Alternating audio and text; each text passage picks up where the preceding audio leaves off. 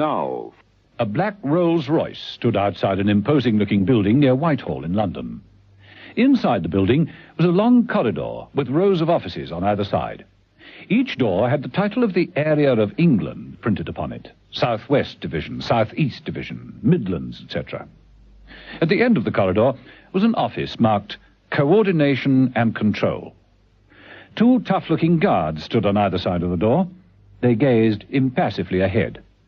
Further down the corridor, there was a young woman in charlady's clothes. She was on her hands and knees, scrubbing away at the floor. She looked up and murmured, "It won't be long now."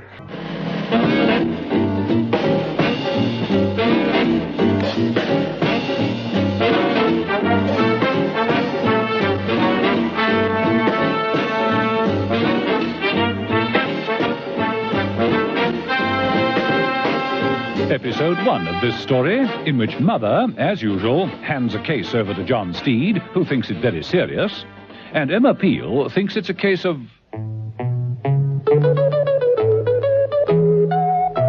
love all. The office of the Missile Redeployment Ministry was luxuriously furnished. Thick curtains covered the windows. Around an oval table, several distinguished-looking men were seated. On his feet at the head of the table, Sir Rodney Kellogg, a dapper, white-haired man, was addressing the meeting. He had about him an air of quiet respectability, and he was obviously in a position of higher authority than the others. In front of him lay a book bearing the notice, "Read, digest, and pass on." And finally, may I impress upon you that this is a matter of utmost secrecy. The Royal Commission's report must on no account be discussed outside these walls. Each of you will read it in turn and pass it on to the man whose name is next on the list. When you're all thoroughly acquainted with its contents, we will meet again to put its recommendations into effect. That's all, gentlemen. Good evening to you all.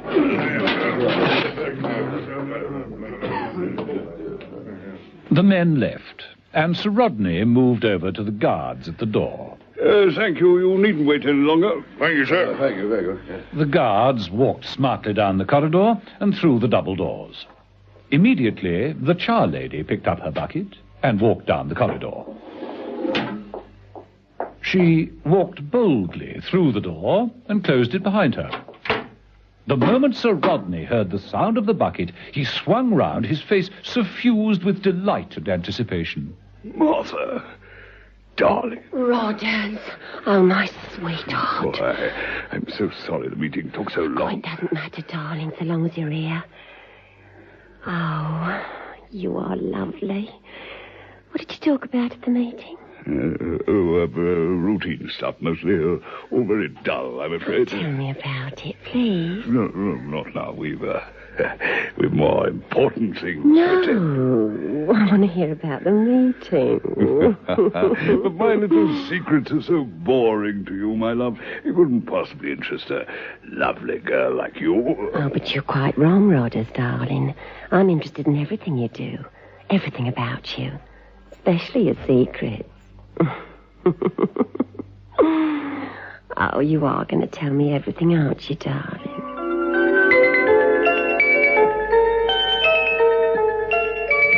John Steed thought the morning rather cold, but quite bracing. He walked rather jauntily down the street, swinging his umbrella and raising his bowler to the odd acquaintance. At a sign reading, "Danger, Men at Work," Steed raised an eyebrow, turned off into the cordoned area, and reached Mother's headquarters. Hello, Mother. That sign outside's a bit misleading, isn't it? Mother, in his wheelchair, was playing table tennis with Mrs. Peel. I have to get some form of exercise. My game, I think, Mrs. Peel. What's the problem? That's what I'm waiting to hear. You know what a sticky wicket is, don't you? A difficult one. That's what we're batting on at the moment. Why? There's a security leak at the ministry. Which department? Missile redeployment. That's impossible. All the personnel have a top QR security rating. I know. But the evidence is overwhelming. A glass of white wine, Steed, Mrs. Peel? Oh, no, thanks, Mother. A bit early for me. Never too early for white wine. Red, yes. White, never. As I say, there is a leak, all right. The other side seems to know each move we make almost before we make it. Any suspects? Yes. Who? Every man in the department. Had them all under surveillance for 2 months. That's better. Hard work playing Mrs. P.O. Have you checked all their contacts? With a microscope. All perfectly legitimate. No leads there. Who's in charge over there? Sir Rodney Kellogg. You want me to go over there? No, let Steed go. We'll have another game. And do try to give me a little competition this time, Mrs. P.O.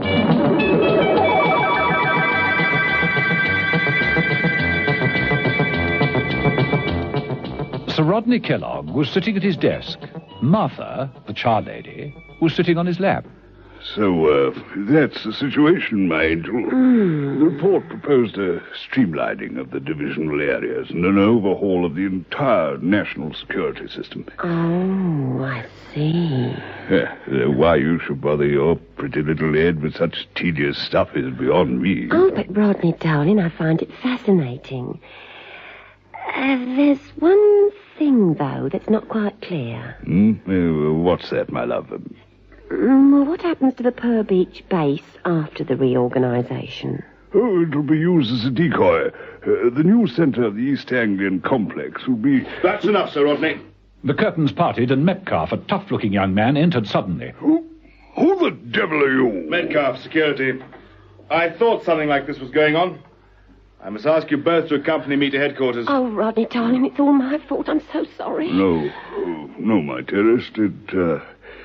It was I who was foolish. You mustn't blame yourself. Oh, but I do. I got you into this mess, and it's my responsibility to get you out. Oh, Rogers, hold me. Just once more. Martha placed herself close to Sir Rodney, looking up beseechingly into his eyes, and slipped a pearl-handled revolver from under her overalls. She pointed it at Metcalfe. Has to be done, my darling. It has to be done.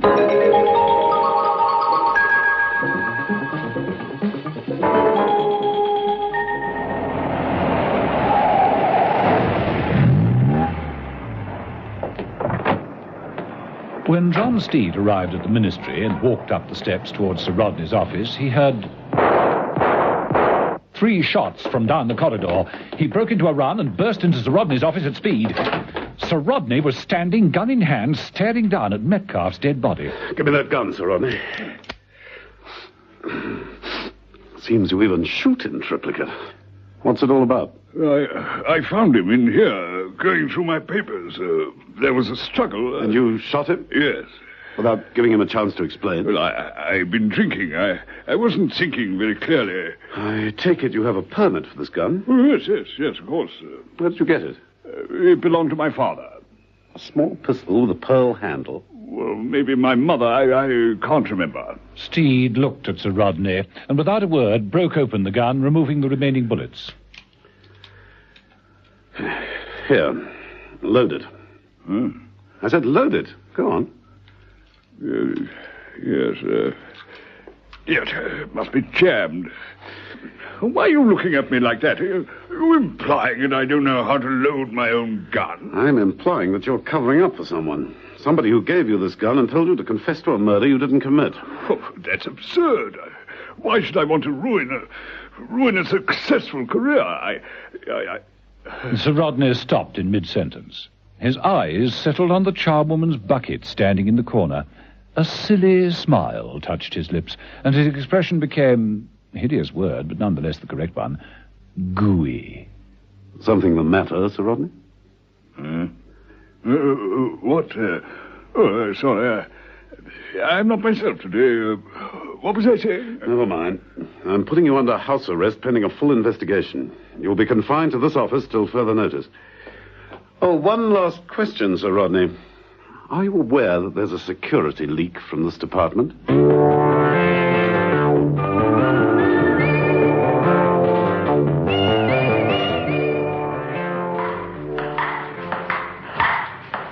And what did he reply to that question, Steed? Nothing. He looked at me as though I was talking Mongolian. And were you? No, but I do quite well, actually. Shot Mrs. Peel. So you don't think he knew who Metcalf was? I don't think he knew who anyone was. He was too busy thinking of something else. Any idea what? No. He seemed to spend the entire interview in a kind of trance. He kept staring into space with an idiotic smile on his face.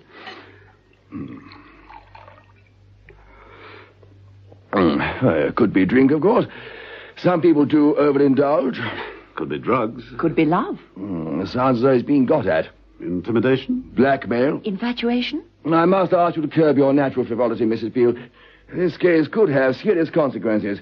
The idea of a respectable man like Sir Rodney losing his head over a woman's too ludicrous for words. But love is ludicrous, Mother. When a man's in love with a woman, she can make him do anything. Don't you agree, Steed? May I take that up with you later, Mrs. Peel? Meanwhile, anyone for table tennis?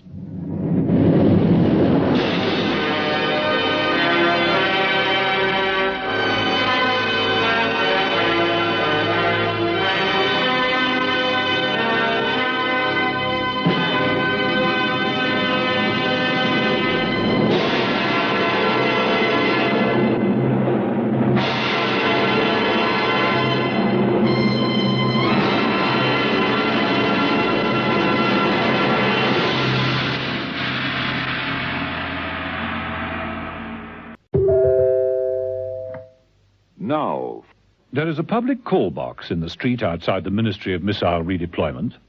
Into the call box, a charlady, dressed in the traditional clothes, made her way slowly and without fuss. She picked up the phone and dialed a number without reference to the telephone books. In another part of London, a phone rang. A man's hand, well kept, clean, with beautifully manicured nails, stretched out. On the third finger of the hand was a very distinctive ring, a design of entwined hearts. The man picked up the phone. Bromfield. Arthur here, darling. Things are getting a bit hot, I'm afraid. What do you mean? They're on to Sir Rodney. The security man's dead. He's confessed. Then break contact. Throw him to the wolves. That's exactly what I've done. Good. Better call and see me sometime. Have to work out another plan. Meanwhile, you better shed that charlady image, hadn't you?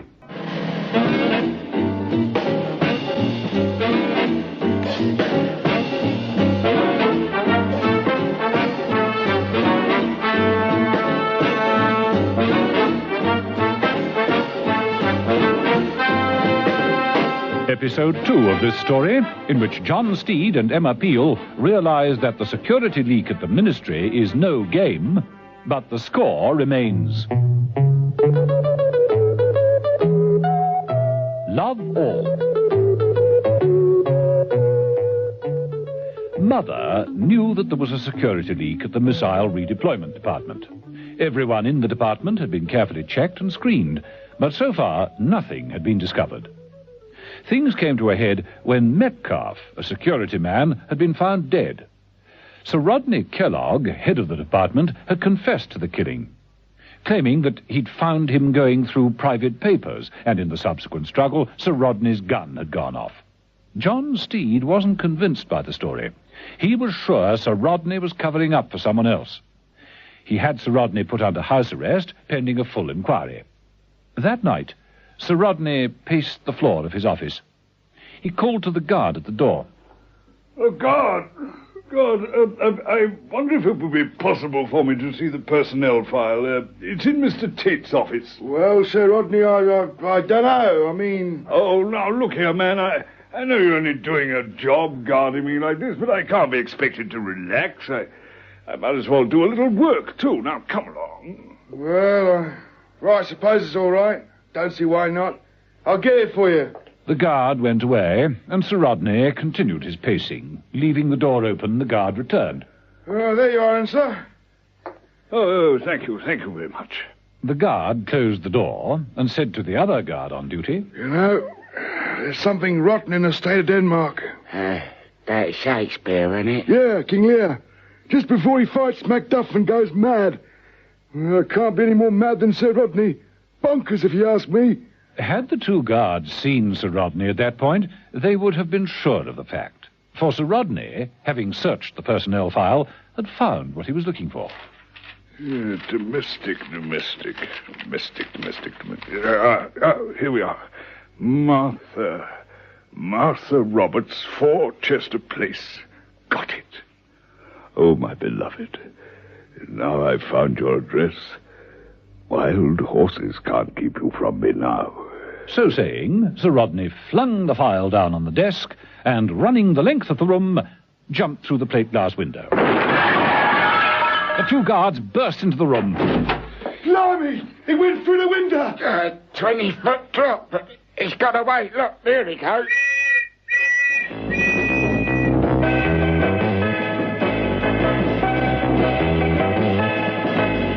In Mother's headquarters, white wine was still the order of the day, or night. Splendid. Beautifully chilled. So, you don't think Sir Rodney killed Metcalfe, Steed? I'm certain that he didn't. Look at this. Steed produced the pearl-handled revolver.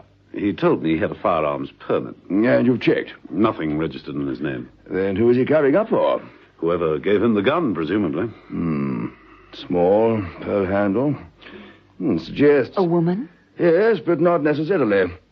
Plenty of men used to carry these in the early 19th century. Not that I hope we have to go back quite that far. Mother? Yes? What? Well, you're a couple of blithering fatheads. Don't tell me. Sir Rodney's escaped? Right. Jumped through a window 20 feet from the ground.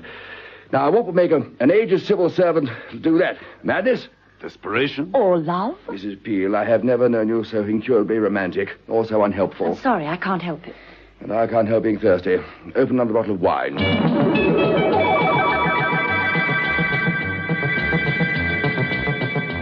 Sir Rodney made a clean getaway in his rolls. He drove straight to number 4 Chester Place, parked outside, ran nimbly up the steps, and rang the doorbell.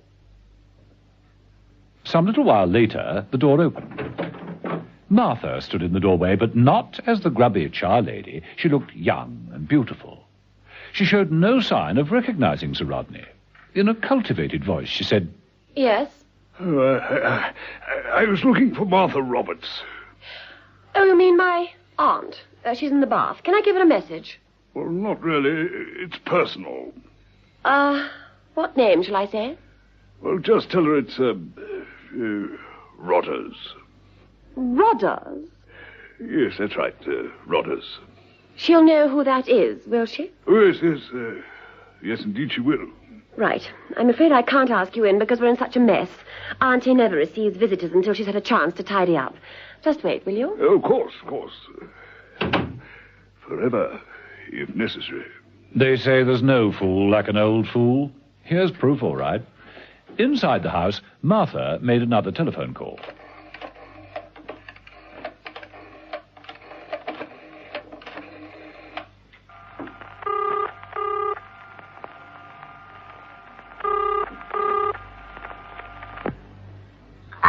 Darling, it's Martha here.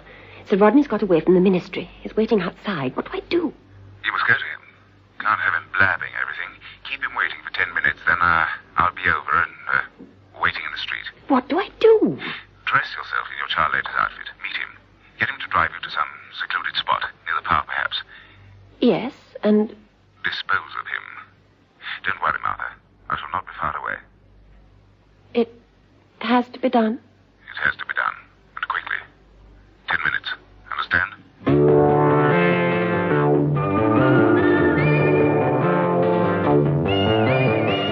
Steed and Emma Peel were doing a routine check on Sir Rodney's office. The guard was slightly more than crestfallen. Well, how are we to believe that anyone of Sir Rodney's age would undertake such an escape? I mean, would you like that jump, Mr. Steed? Not through a closed window. The point is, why not open it and shin down a drain pipe sooner than take the chance of injuring oneself? It doesn't make sense. People in love never do, as I've been trying to tell Mother.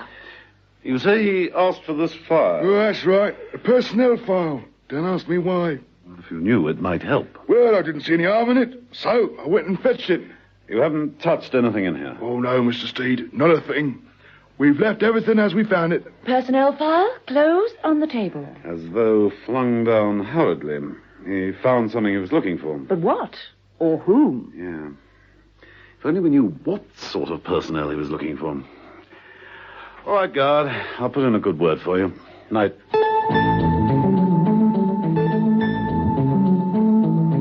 Sir Rodney waited in Chester Street for 10 minutes. During that time, a sports car drew up across the road. The hand that steered the wheel had a distinctive ring on one finger. Bromfield had arrived. He watched as the door to number 4 opened.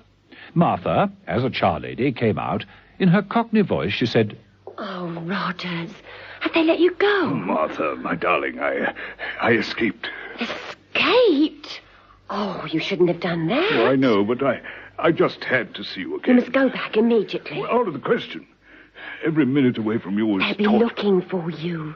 You don't want to bring me into this, do you? They'll never find us, my love. We'll disappear together, somewhere far away where we can be safe. Martha, looking over her shoulder, saw the sports car and said, All right, Rodney. I'll go with you. Take me wherever you like. My darling. Oh, made me so happy. You'll never regret this, I promise you. No, but you might. Never, I swear it. Come on. Sir Rodney took Martha by the hand and led her to the Rolls. Seconds later, they were purring their way towards the park, followed by the sports car. At a convenient spot, Martha said, Pull up at the end of this street, please, Rodders. Yes, but we haven't much time, Please do as I say, darling. I want to ask you something. Oh, very well, dearest. Anything you say. Kiss me, Rodney. Of course, my love. But don't you think... No buts. I want you to make love to me. I want to be sure you do. Oh, you know I do, my darling. And you'll never leave me? Never. Martha opened her handbag and withdrew another pearl-handled revolver. Promise? I promise. Oh, what a pity. Minutes later, Martha joined Bromfield in the sports car.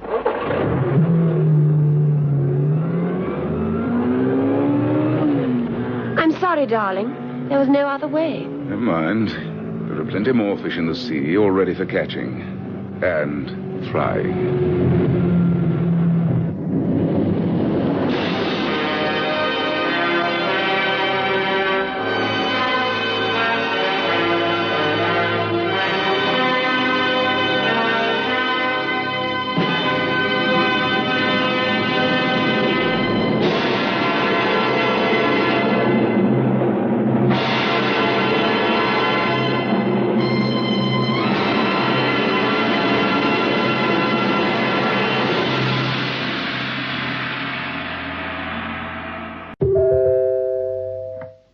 Now.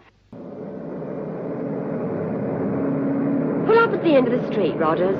But, Martha, we haven't much time. Please, do as I say. I want to ask you something, love.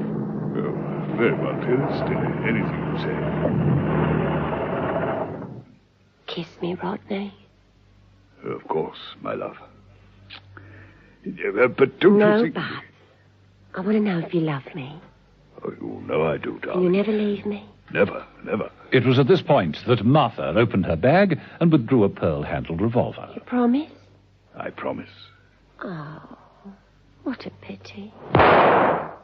Sir Rodney Kellogg slid away from her, an expression of utter amazement on his face as he collapsed across the steering wheel, dead.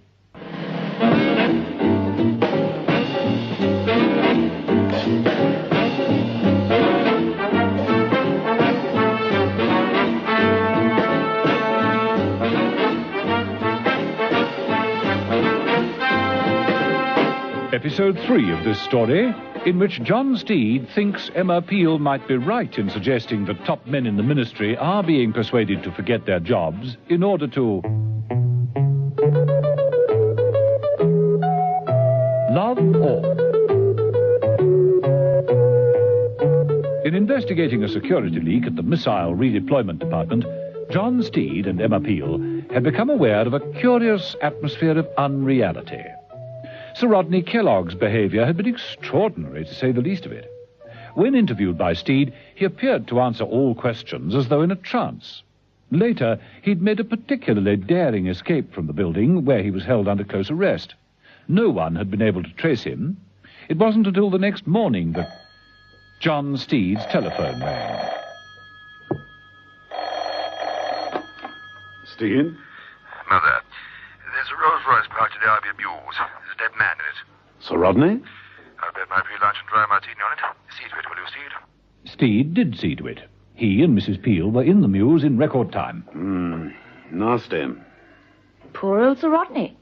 This is one murder he can't accept responsibility for. No sign of the weapon. Not this time. Small bullet hole. Could be another pearl-handled revolver. Could be. What do you suppose he was doing round here? Eloping?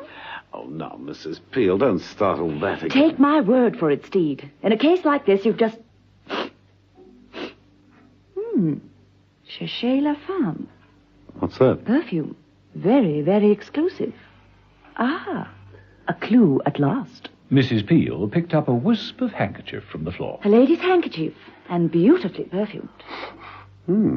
Well, that's your territory, Mrs. Peel. Think you can identify it? Of course. It's reckless abandon. Sounds highly appropriate.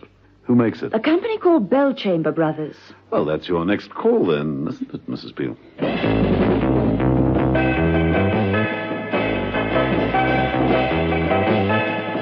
Bellchamber Bros, perfumiers extraordinary, was so exclusive Mrs. Peel had to positively hunt out their premises. The shop was old-fashioned, but tastefully decorated. Mrs. Peel entered and made her way between the bowls of roses and lavender water, not noticing the tall blonde who was inspecting some scent in a display cabinet. An immaculately groomed, languid young man glided forward. Madam, and what can I do for you? I'd like to speak to Mr. Bellchamber. That's my brother. He's away in Provence at the moment, crushing Lily. Really? I'm surprised she doesn't object. I was about to say crushing lilies for Lily of the Valley, madam. James always pops over at this time of the year. But if he's your brother, why isn't your name Bellchamber? But it is, madam. Oh, well then, how did you know I didn't want to speak to you? Nobody ever does, madam. I've got no personality, you see. None at all? Not one iota. My brother says that as a salesman, I'm a total disaster. When he's here, he shuts me up in the back of the shop like Cinderella. Really? Well, you know how she ended up, don't you? How? She lived happily ever after. After what? Oh, yes, I see what you mean. Thank you very much for the encouragement. And how can I be of service? Well, you can tell me something. Certainly. It's reckless abandon. Is it a popular line? With the discerning and the wealthy, it's priced a little high for most pockets. So the number of clients who use it would be, 10, 15, 20 at the most. Could you give me a list of their names? Well, that's a little irregular, madam. But you see, I'm writing an article on perfumes of the aristocracy. I take it you wouldn't be adverse to a little publicity. Oh, as long as it's discreet, madam. Very well. Please take a seat. Bellchamber disappeared. Mrs. Peel settled down to wait, watched by the tall blonde, who was Martha, the charlady. Here we are, madam. As far as I can tell from our records, this is a complete list. I'm very grateful. Perhaps you'd care to put your gratitude into more tangible form, madam? These shelves hold our latest range. What? Oh, yes, certainly. Here's my card. Send me a case of Lily of the Valley, distilled by your brother, of course. Yes, madam, of course. Thank you very much. Mrs. Peel left the shop. Martha moved forward, swiftly picked up Mrs. Peel's card and hurried out. Just a minute, madam. You've forgotten your bottle of... Oh, reckless abandon.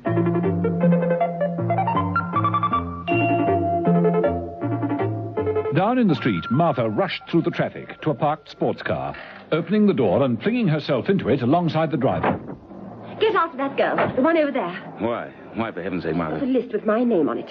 Has she now? Yes, but I've got her address. And don't worry, my darling. I'll phone Freeman. He'll handle it for us. Don't worry. He never fails.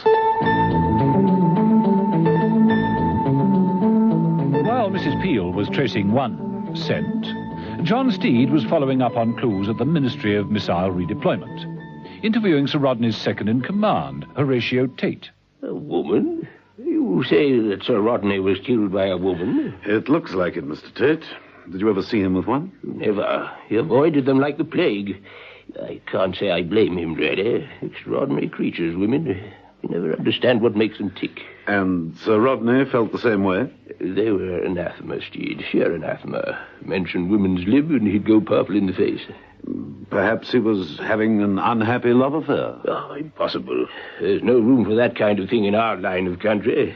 We lead a very monastic life here, you understand. And we can't allow ourselves to be distracted by Excuse me, Mr. Tate, the Commission's report. If you just put a tick against your name when you've read it and pass it on to the next on the list. Oh, yes. Put it on the desk, please. Right, thank you. You were saying? I was saying that what you're suggesting is out of the question, Steed. If Sir Rodney had been carrying on, as they say, I would certainly have known about it. I see. Well, then I'm sorry to have wasted your time. Not at all. Glad to scotch the rumour before it spreads. De mortuis nil nisi bonum. Yes, quite. Exactly. Steed left. Tate frowned. De mortuis nil nisi. Oh, well. In a nearby office, Roxby, a fellow worker, picked up his phone. Roxby. Roxby, Tate here. Look, I've just had a fellow in my office suggesting that Sir Rodney was playing about with some woman here in the office, and she killed him. What? Well, goodness gracious, whatever next? Oh, the chaps in the club will have a good laugh about that. In his office, you say? Well, miracles never cease. But pigs will fly before we see any of that sort of thing in this department. Roxby was still chuckling as he replaced the telephone and turned to gaze affectionately at the woman next to him. It was Martha, back in her charlady gear. Darling. I've got to go now, Ducky. Oh, so soon, my puppet. Well, I can't hang around here all day. I've got work to do. When shall I see you again? When you've got something to tell me. Oh, my heart is filled with things to tell you, my treasure. Not those sort of things. I mean important things. The things I asked you to find out for me. And you promised. Oh, I know. I keep my promise. Oh, but how will I find you, darling? You won't have to, Basil. I'll find you. Bye now. With that, Martha picked up her skirts and her bucket and left.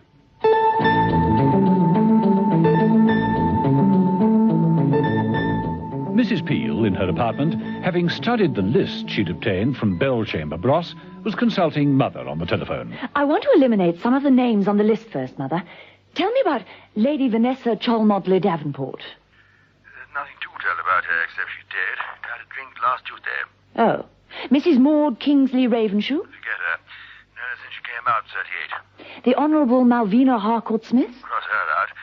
She's a platoon commander in the Girl Guides. Remember that ghastly scandal when she pitched up a can with 3 brownies? Oh. Well, the Duchess of... Oh, hold on, Mother. There's someone at the front door. Mrs. Peel, still holding the list, put down the phone and went to the front door. A man stood in the doorway, a snub-nosed gun pointing straight at her. The list. That's what I've come for. Yeah, that perfume list. Smells of danger to me, Mrs. Peel.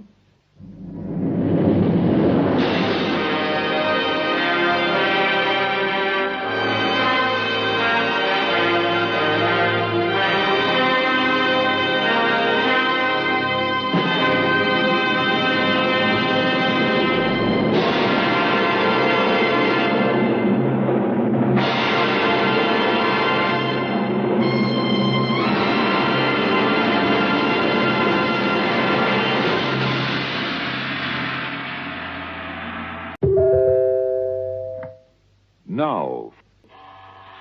Mrs. Peel, what was that about the Duchess? Oh, hold on a moment, Mother. There's someone at the door. Mrs. Peel put down the telephone and, still holding the list containing the names of society ladies who used the perfume Reckless Abandon, walked to her front door.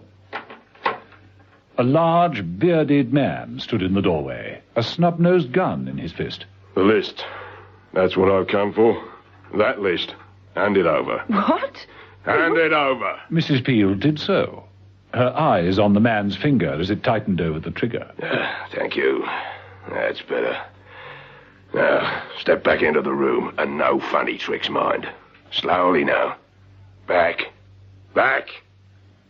That's better. Now, you're going to help me destroy this list. Immediately.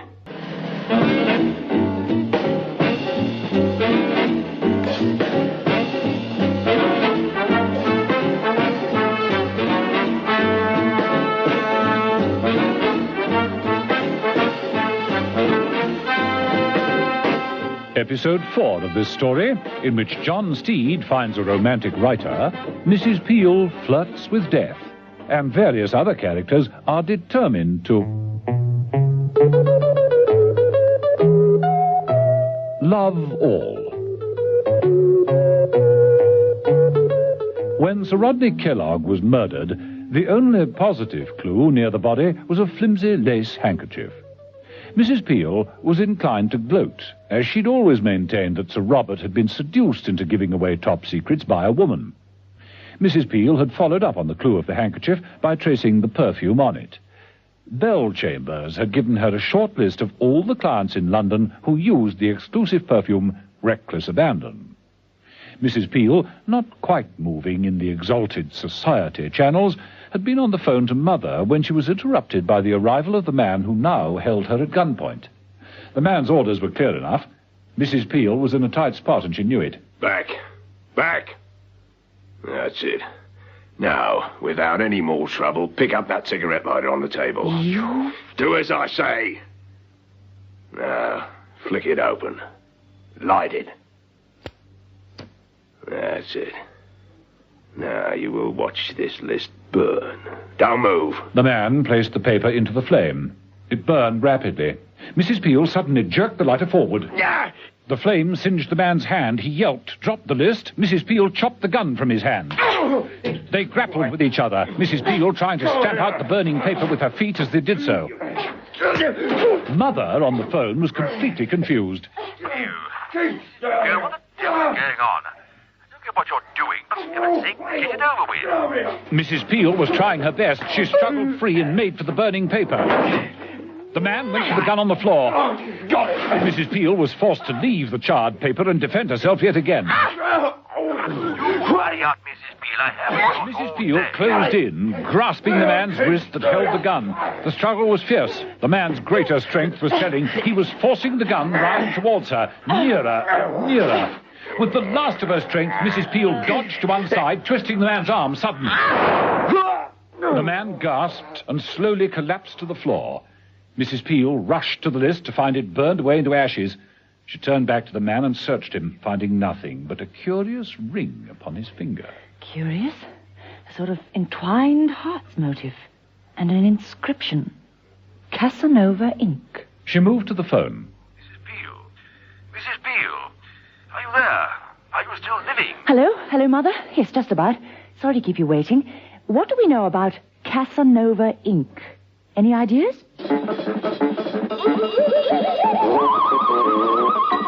While Mother and Emma Peel were talking on the phone, the char lady, Martha, was also putting through a call. I'm phoning from the ministry. I think that's wise. It's all right. The public phone in the corridor doesn't go through the switchboard. Everything's going splendidly. They're all studying the book. Every one of them is falling under the spell. Tate's got it at the moment. He must be nearly finished.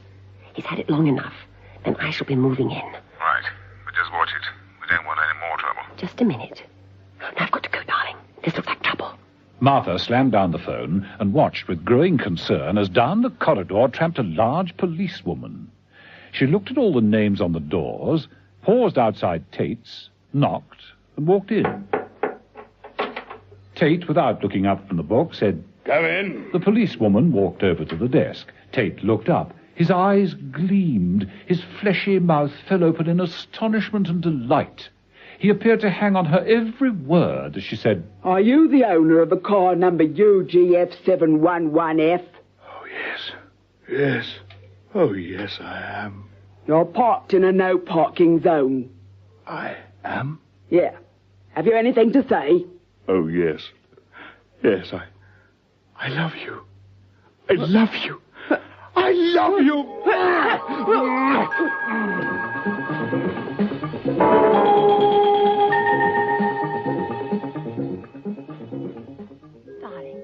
Darling, you there? Martha, what is it now? Darling, it's all gone wrong. I can't explain on the phone, but the first person Tate saw after the treatment from the book wasn't me. It was a policewoman. Great heavens. It's a real spoken-out wheel. I must see you. All right, tonight. No, not now. I'm coming straight over. But, Martha... No buts about it. I must see you now.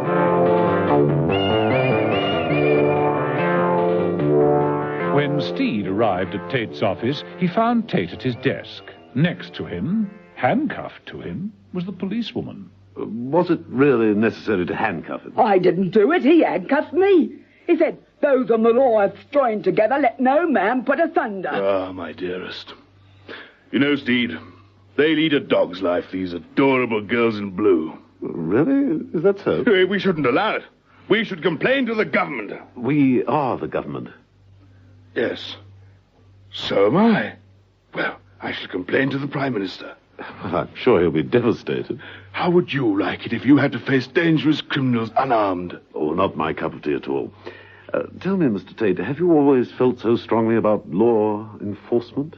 No. Then why this sudden crusade? Someone came into my life. This lady? That's right. Oh, my love. Number 729154, policewoman Grimshaw. Oh, just my luck. My first traffic offence and I end up tied to Casanova. I should have stayed in the Wrens.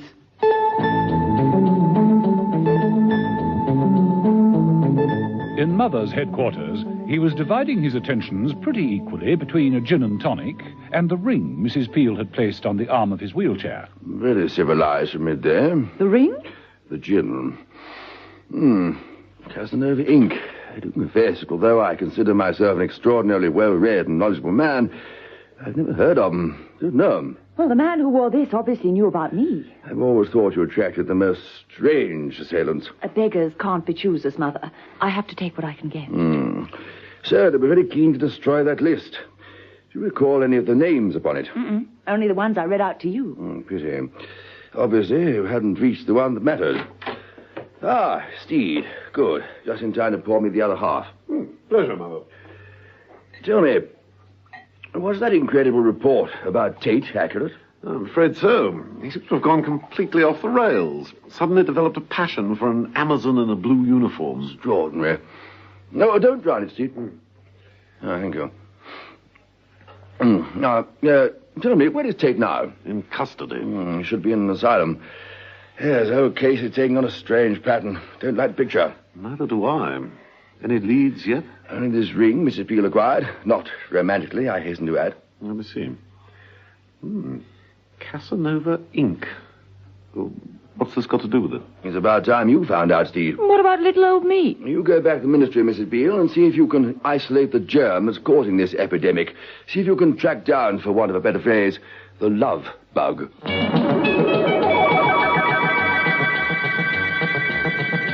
Mrs. Peel returned to the ministry and explored Tate's office. It was there that she came across the book marked Commission Report, Read, Digest, and Pass On. She opened it, glanced at it without interest, and then suddenly became alert. She sank down into the leather chair and began to concentrate. Steed had also done a little reading. In a telephone book he'd found Casanova Ink. It was in an office block in the East End. Steed found it with difficulty. The reception room was filled with books. Every wall. Steed walked round reading the titles. The complete works of Rosemary Z. Glade. With that, Steed knocked on the door, which carried the sign Casanova Ink. Rosemary Z. Glade, Director, and opened it. A woman's voice was reading. Aha, my dear, he cried. So your husband is the notorious highwayman Blackjack McGinty. He shall remember this night as long as he lives, which won't be long. With that he began to advance upon her. His eyes narrowed evilly, and his breast heaved with lascivious passion. Steed entered the room. She shrank back against the wall, her eyes filled with tears. Defile me if you must, you villain, she whispered, but my soul will never be yours. What do I care for your soul, replied the fiend. I have other fish to fry. With which base rejoinder he put out a hand and... Mopped his fevered brow, Rosemary? Shh. I'm not Rosemary. He is. Steed followed her gesture. Behind the desk, leaning back with closed eyes, was a tall, elegant man. His hands were crossed. On one of his fingers was a diamond ring. The motif was entwined hearts.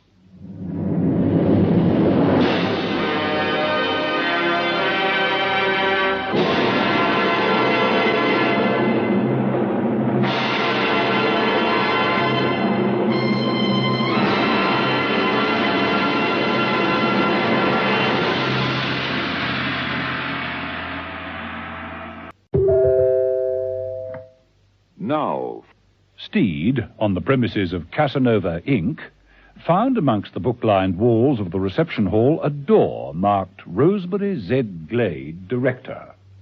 As he opened the door, a woman's voice could be heard reading. Her blue eyes filled with tears. "Defile me if you must, you villain," she whispered, "but my soul will never be yours." Steed advanced into the room and looked at the attractive blonde who sat at a desk reading from a notebook. "What do I care for your soul?" replied the fiend. "I have other fish to fry." With which base rejoinder he put out a hand and... Not his favoured brow. Oh, sorry, Rosemary? I'm not Rosemary. He is. Steed followed her gesture.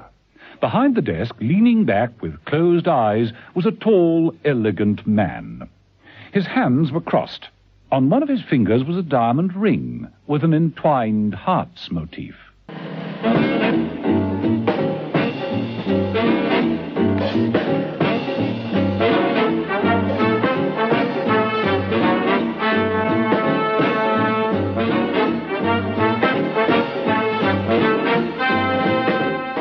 Episode 5 of this story, in which John Steed diagnoses a severe case of romance, and Mrs. Peel goes even further and joins those who love all. John Steed was beginning to think that Emma Peel was right in insisting that love played a very big part in the security leak at the Department of Missile Redeployment. Several men working in the ministry had behaved in a very peculiar manner, and several other men were dead. It was clear that the enemy, whoever that might be, was aware that John Steed and Mrs. Peel were on the case and were out to stop them. Mother had sent Mrs. Peel back to the ministry, and John Steed had traced the concern known as Casanova, Inc., the headquarters of Rosemary Glade, the celebrated romantic writer. Steed quickly controlled his surprise when the tall, elegant man rose from behind the desk and said, "I am Rosemary Z. Glade. And who are you?" An admirer. You've been a heroine of mine for years. Yes, well, you've interrupted my flow. Rosemary? Flo? And your name is? Thelma. Oh, how could you be so thoughtless? Only trying to help. The master doesn't need help. He needs complete relaxation in order to feel the vibrations. Vibrations? From the astral plane.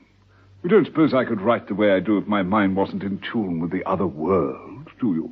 I don't indeed. And yet you come barging in here without so much as a by or leave, just when complete rapport had been established. It's too bad. Oh, dear. It's all right, Thelma. Don't upset yourself. Philistines will never understand. What can I do for you? I'd like you to autograph my book. I only give autographs between 3 and 3:15 in the afternoons. Oh, what a shame. And I bought every one of your books. All 349. Well, of course. I have them bound in purple morocco. I had to get rid of my Bronte first editions to make room for them. Ah. Well, then you're entitled to one of our rings, my dear sir. Rosemary opened a drawer in his desk and took out a box. He handed Steed a ring, one with the entwined heart motif. Oh, thank you. How extremely thoughtful of you. Now I feel one of the family. Well, since you're obviously a man of taste and refinement, I'll sign your book. Steed whipped out a small pocketbook. How gracious of you. If you just put, to John, with love from Rosemary. Oh, certainly. There. Oh, thank you. You know, I met someone with one of these rings only the other day. Oh, who? I can't recall the name. A very large man, had a black beard. Oh, yes, it sounds like Freeman. He's one of our employees. All our employees wear the rings. Is he here now? Possibly. Ask Mr. Bromfield. He's in charge of our printing department. Through that door there. Thank you. As Steed moved off to the door indicated, Rosemary settled down and, closing his eyes, said, No, where was I? With which base rejoinder he put out his hand. Ah, yes. He put out his hand and grasped the yielding flesh of her arm in a vice-like grip. Unhand me, you base villain, she cried, her heart in turmoil, or it will be the worse for you. De Quincey laughed, a harsh, rasping sound that chilled her to the marrow of her bones. Steed reached the printing room door, opened it, sighed, and closed it to find himself in the printing room. The man Bromfield approached. Mr. Bromfield? Yes, that's right. What can I do for you? I was looking for Freeman. Not here at the moment. Is he a friend of yours? Yes, I told him how much I enjoyed the books, and he promised to show me around. I see. You're a fan, are you? A fan? But of course. I never go to sleep without a rosemary's egg laid under my pillow.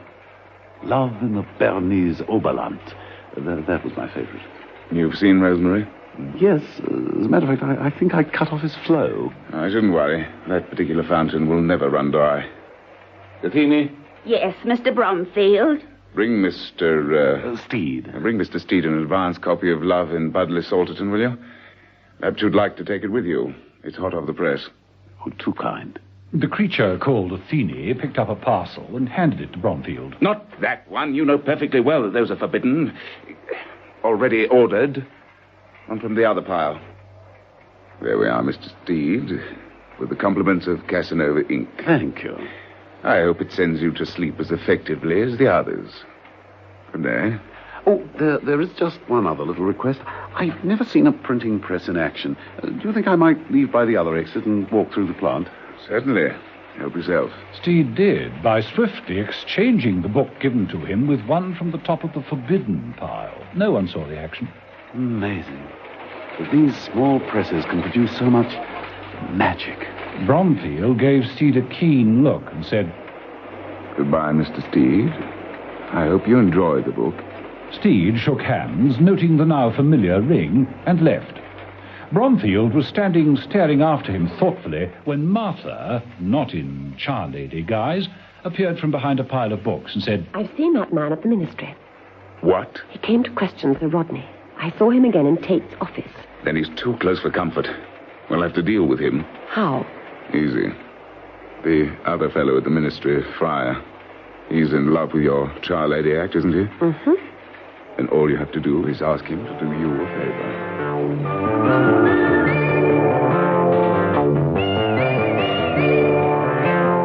And so, not all that while later... A favor for you, of course. My darling, you have only to name it. Thank you, George. Oh, I knew I could count on you. Command me, then. I want you to get rid of somebody for me. Someone who's becoming a nuisance, you A know. rival? His name? Quickly, his name. John Steed. Steed. I'll kill him. You took the words right out of my mouth, George.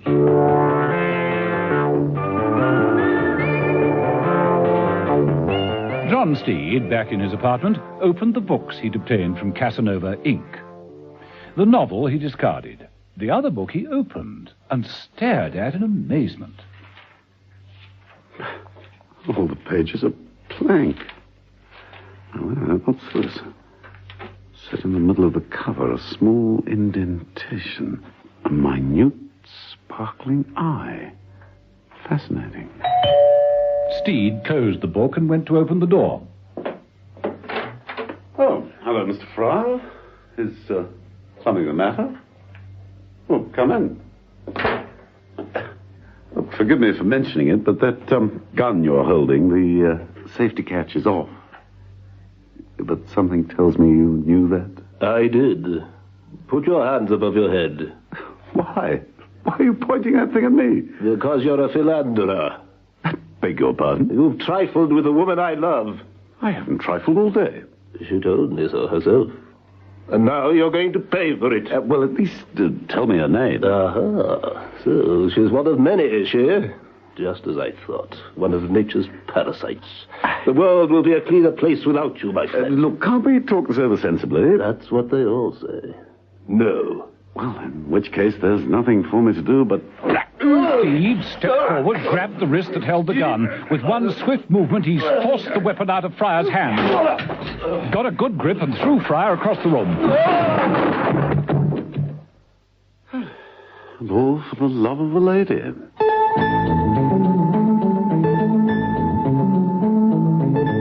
In the Missile Redeployment Department, Mrs. Peel had been examining the office that had been occupied by Tate.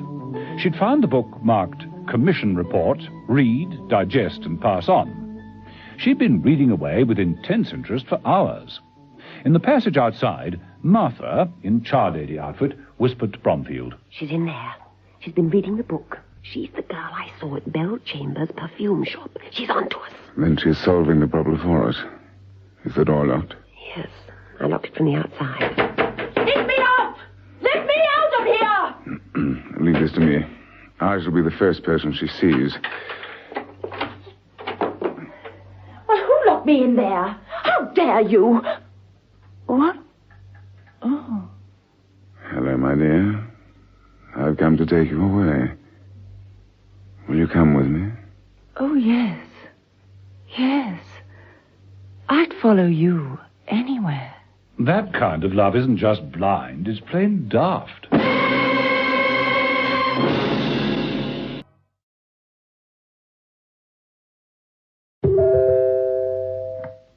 Now. In the Missile Redeployment Department, Mrs. Peel sat reading the book marked Commission Report, Read, Digest, and Pass On. She'd been reading away for some hours with great interest. In the passage outside, Martha, the charlady, whispered to Bromfield. She's in there. The girl I saw at Bell Chambers' perfume shop. She's on to us. But she's been reading the book. Then she's solving the problem for us. Is the door locked? Oh, yes. I locked it from the outside. Let me out! Let me out of here! And leave this to me. I shall be the first person she sees. Who locked me in there? How dare you? What are you... Oh. Hello, my dear. I've come to take you away. Will you come with me? Oh, yes. Yes. Of course I'll follow you anywhere.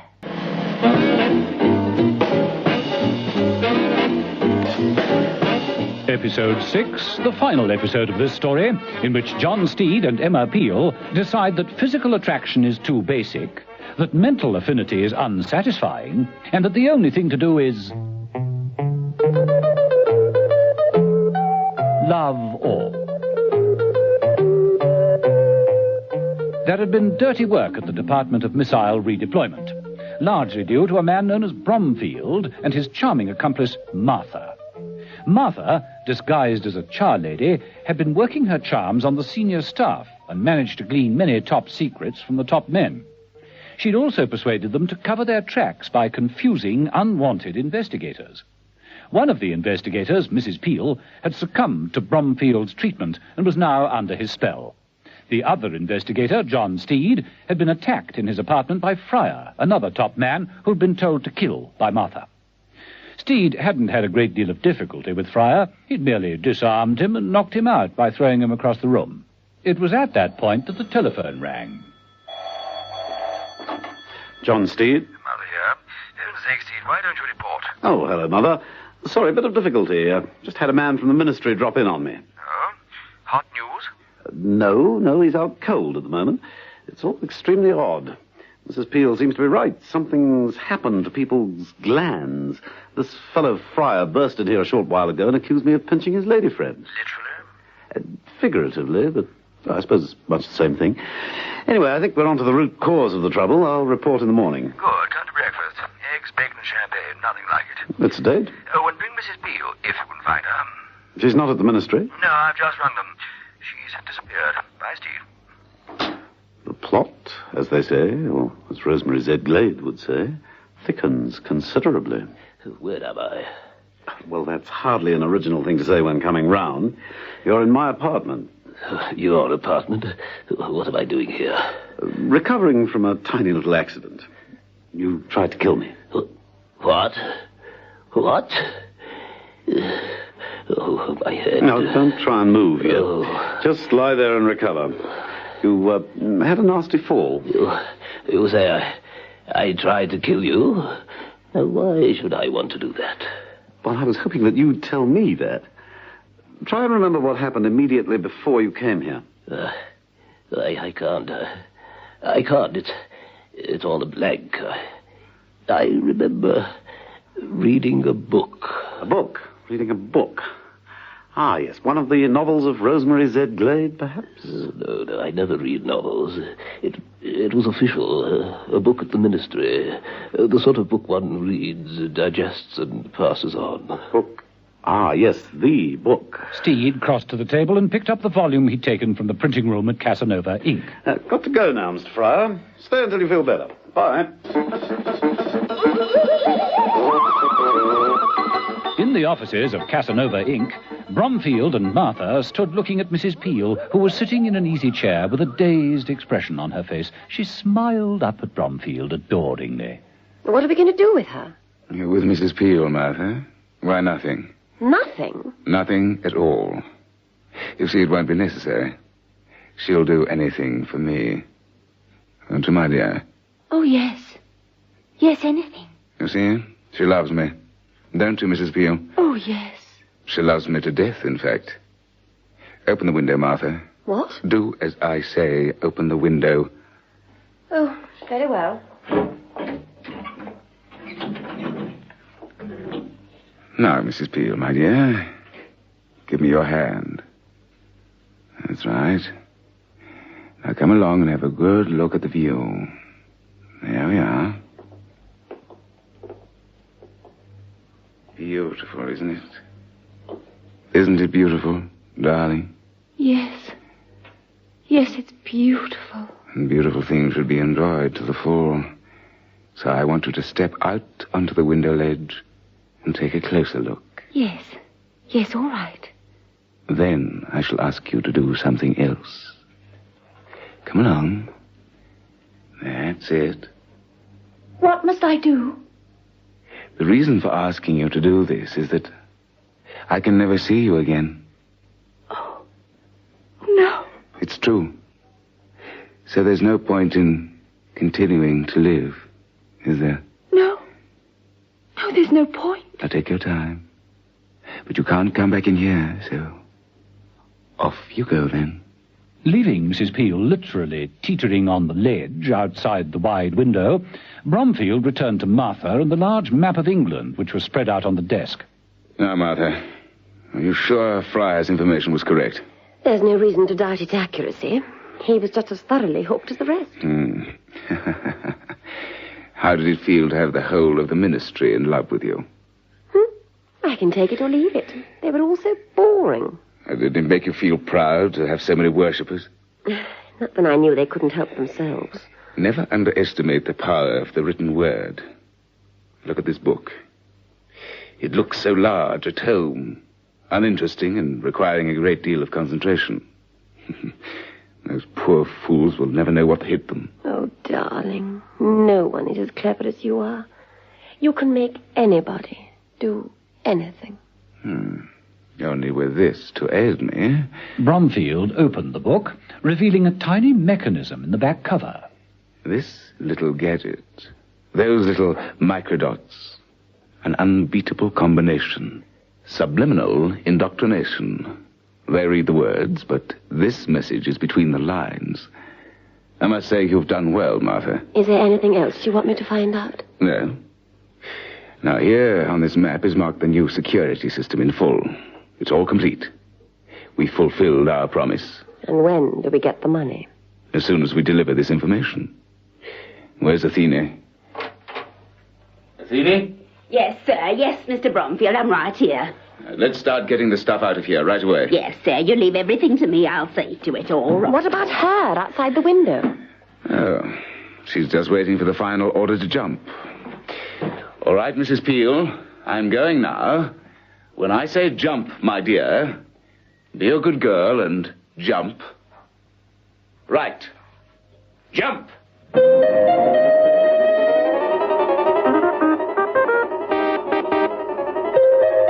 John Steed, heading for Casanova Inc., had parked his car and was walking down the road when he looked up and saw the strange sight of Emma Peel on the window ledge.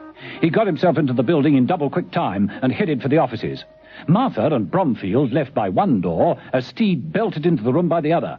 Tearing across the room, he seized Mrs. Peel by the belt of her costume and jerked her back into the room. Come back in here. What the devil do you think you're doing? Is this a publicity stunt or something? I have nothing left to live for. It's the worst thing that's ever happened to me. He has left me. Who, Bromfield? Of course. You're in love with him? Desperately. Infatuated or indoctrinated? You know, the trouble with you, Mrs. Peel, is you read too much. And the trouble with you, Steed, is you interfere too much. John Steed dived at Bromfield's legs and the shot went wide. Steed struggled with him on the ground, grabbed him by the hair and crashed his skull against a metal filing cabinet. How dare you! How dare you lay hands on him! Hey, I'm on your side, remember? Let go! Let me go, you brute! If I do, will you stop this nonsense? No, I'll scratch your eyes out! Very well, then, on your own head, dear. Oh. Steed grabbed his bowler, which had come off in the struggle, and bopped Mrs. Peel smartly over the head. I know love is blind, but this is ridiculous.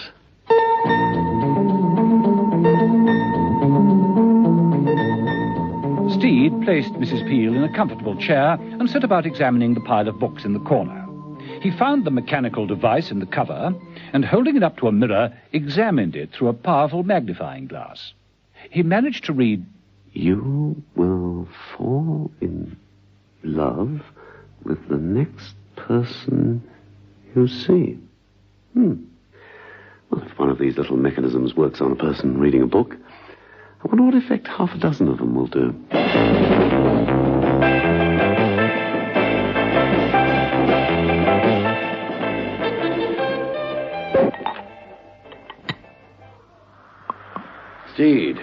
Steed, my dear boy, congratulations. So, Bromfield and the woman are in custody, and you've cleared the whole matter up as usual. Brilliant, dear fellow. You're brilliant. Oh, isn't he? Isn't he just too wonderful, Mother? He is. An extraordinarily talented, charming man. Oh, thank you, Mother. Thank you, Mrs. Peel. Oh, Steed, I do love you. And so you should, Mrs. Peel. How you've managed to cultivate such charm, Steed, such panache. Well, I thought it such a waste that Bromfield's invention should be thrown away. I had a few of the gadgets made into coat buttons, you see. 2 on my suit, 4 on my waistcoat. Bit flashy, but effective. Take a good look, Mrs. Peel. Oh, Steed, you are beautiful. Much more effective than Midsummer Night's Dream. Shakespeare brought up to date, in fact. Give me your hands if we be friends, and Mother shall restore amends. Open the other bottle of champagne, will you, Mrs. Peel?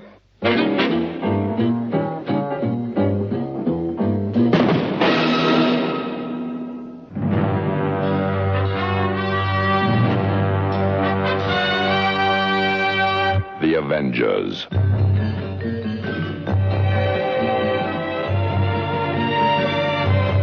Listen every evening, Monday to Friday, to John Steed and Emma Peel, The Avengers.